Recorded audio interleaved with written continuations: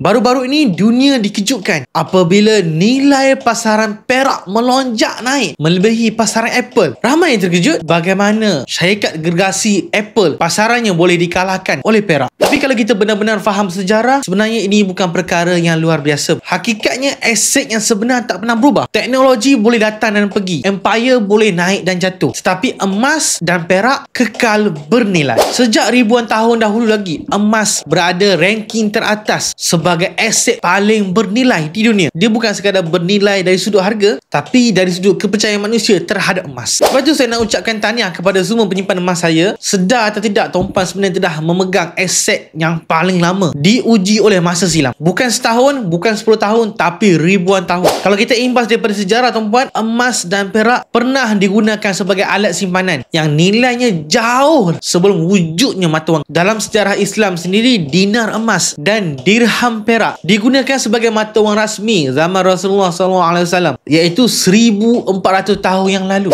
Waktu tu perdagangan menggunakan logam yang sebenar seperti emas dan perak. Sebab emas dan perak ni mempunyai nilai intrinsik. Emas kita boleh beli sedikit demi sedikit dan kita boleh simpan ikut kemampuan kita. Inilah sebab kenapa semua negara di dunia menabung emas sebagai rizab simpanan negara. Apabila krisis berlaku, emaslah penyelamat.